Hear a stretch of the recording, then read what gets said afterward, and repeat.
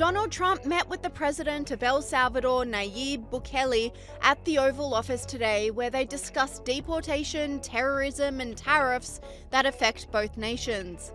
But instead of the leaders getting into a tussle, which is often the case at these Oval Office meetings, President Trump's target was none other than CNN reporter Kaitlan Collins, who was ripped to shreds by Trump and his administration after asking a very bizarre question about the deportation of an alleged terrorist to El Salvador. Return the man who your administration says was mistakenly deported.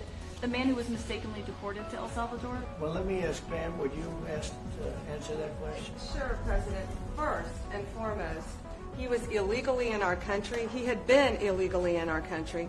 And in 2019, two courts, an immigration court and an appellate immigration court, ruled that he was a member of MS-13 and he was illegally in our country. Right now, it was additional paperwork had needed to be done. That's up to El Salvador if they want to return him. That's not up to us. The Supreme Court ruled, President, that if, as El Salvador wants to return him, this is international matters, foreign affairs, if they wanted to return him, we would facilitate it, meaning provide a plane. And you are doing a great job. Thank you.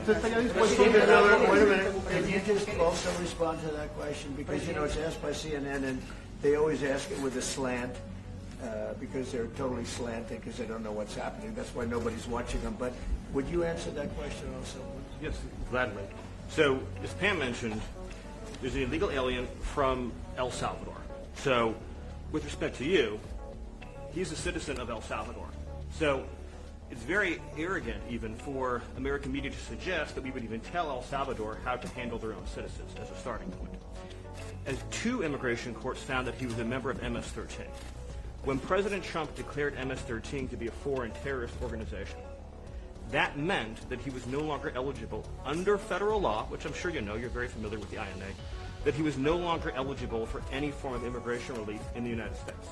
So he had a deportation order that was valid, which meant that under our law, he's not even allowed to be present in the United States and had to be returned because of the foreign terrorist designation.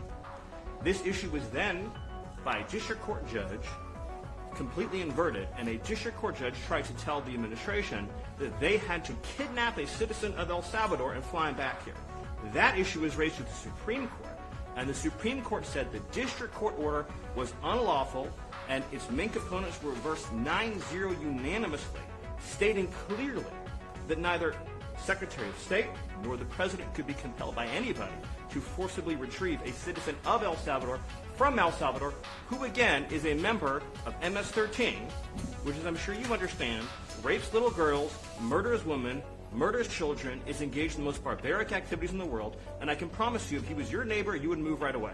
And after the Trump administration was done roasting her, the president of El Salvador piled on, saying the question was preposterous. Can President Bukele weigh in on this? Do you plan to return him? Well, I guess, both of us suggested that I smuggle terrorism in the United States, right? It's always how can I smuggle? How can I return him to the United States? Like, I smuggle him into the United States, or what do I do? Of course, I'm not going to do it.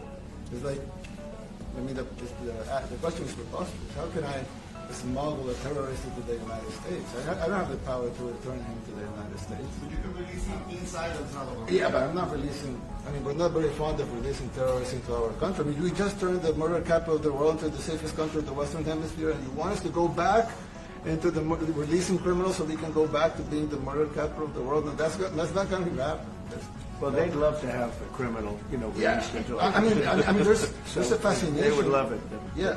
They're sick. These are sick people. Mark, do you have something to say about Yeah, I mean, Stephen Eitland, I don't understand what the confusion is.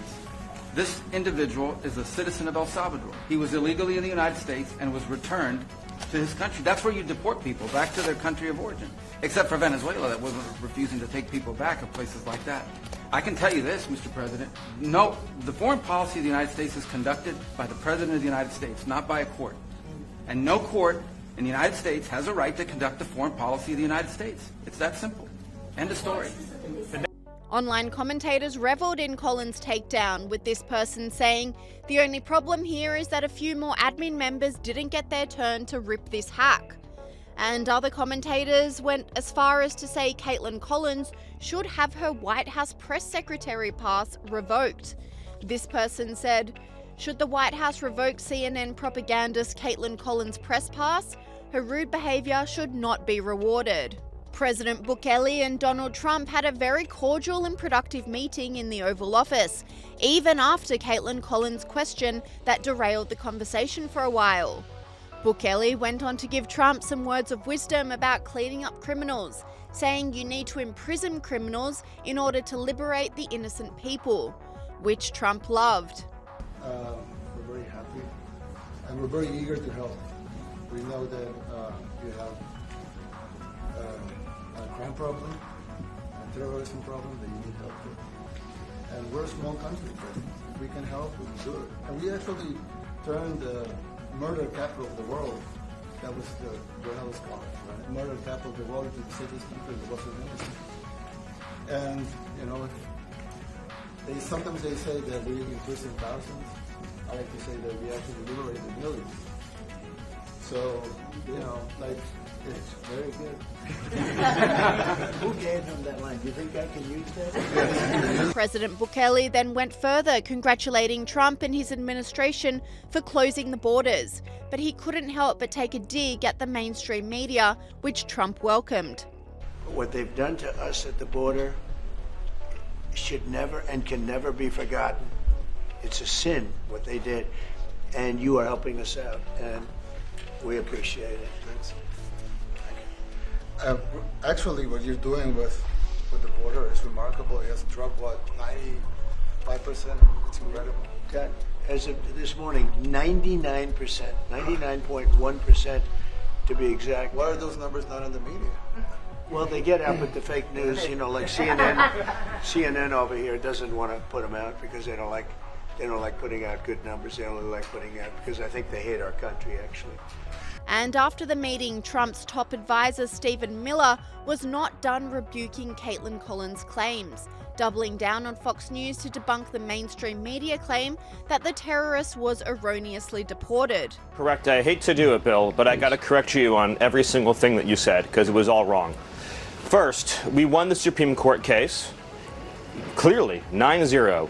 A district court judge said unconscionably that the president and his administration have to go into El Salvador and extradite one of their citizens, an El Salvadorian citizen, so that would be kidnapping, that we have to kidnap an El Salvadorian citizen against the will of his government and fly him back to America, which would be an unimaginable act and an invasion of El Salvador's sovereignty. So we appealed to the Supreme Court, and it said clearly, no district court can compel the president to exercise his Article 2 foreign powers in any way whatsoever. DOJ called me after that Supreme Court ruling and they said, this is amazing. We won this case 9-0. We are in excellent standing here. So this has been portrayed wrong for 72 hours in the media.